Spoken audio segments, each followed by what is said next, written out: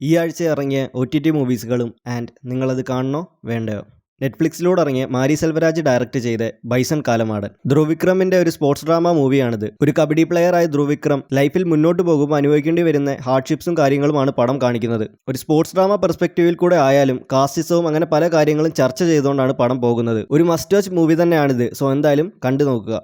മസാനും Sacred ഗെയിംസും ഒക്കെ എടുത്ത് നീരജ് ഗൈവാന്റെ പടമാണ് ഹോം ബൗണ്ട്. മാർട്ടിൻ സോസർസി എക്സിക്യൂട്ടീവ് പ്രൊഡ്യൂസറായ പടം കൂടിയാണിത്. ആൻഡ് ഈ പടത്തിലും കാസ്റ്റിസവും ഒപ്രഷനും ഒക്കെ തന്നെയാണ് കോർ തീം.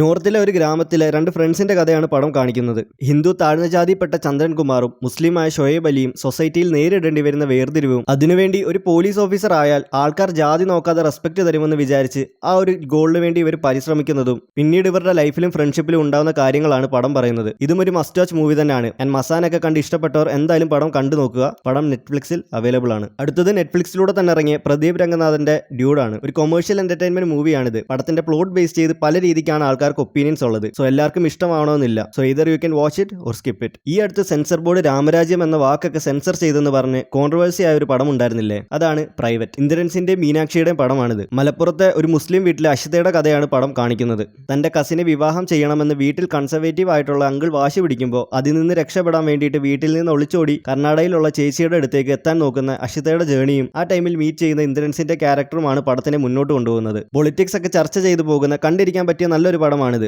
മനോരമ മാക്സിൽ അവൈലബിൾ ആണ്. അടുത്തത് അക്ഷയ് കുമാറിന്റെ ജോളി LLB ഫ്രാഞ്ചൈസിലെ മൂന്നാമത്തെ പടമായ ജോളി LLB 3 ആണ്. പഴയ രണ്ട് പടങ്ങളുടെ അത്ര ഇത് ഹിറ്റായിട്ടില്ല. മുന്നത്തെ പടങ്ങൾ കണ്ടവർക്ക് വേണം ഇത് കണ്ടു നോക്കാം, അല്ലാത്തവർ സ്കിപ്പ് ഇറ്റ്. ധ്യാൻ ശ്രീനിവാസന്റെയും ലുക്മാന്റെയും പടമാണ് വള. പേര് പോലെ തന്നെ ഒരു വളയെ ചുറ്റിപ്പറ്റി നടക്കുന്ന കഥയാണ് പടത്തിൻ്റെത്. പടം സൈനാപ്ലേയിൽ അവൈലബിൾ ആണ്. വേണ്ടവർക്ക് കാണാം ഓർ സ്കിപ്പ് ഇറ്റ്. തിങ്കളാഴ്ച നിശ്ചയത്തിന്റെ ഡയറക്ടറായ സെന്ന ഹെഗ്ഡയുടെ പടമാണ് അവിഹിതം. കാനങ്ങാട് ഗ്രാമത്തിലാണ് പടത്തിന്റെ കഥ നടക്കുന്നത്. അവിടുത്തെ ആൾക്കാരെല്ലാം ചേർന്ന് ഒരു അവിഹിതം കണ്ടുപിടിക്കാൻ നടക്കുന്നതാണ് കഥ. ഒരു എൻഗേജിംഗ് ആയിട്ടുള്ള സ്റ്റോറി ടെല്ലിങ്ങിലൂടെയാണ് പടം പോകുന്നത്. സോ നിങ്ങൾക്ക് വേണേൽ പടം ട്രൈ ചെയ്ത് നോക്കാം. ജിയോ ഹോട്ട്സ്റ്റാറിൽ അവൈലബിൾ ആണ്.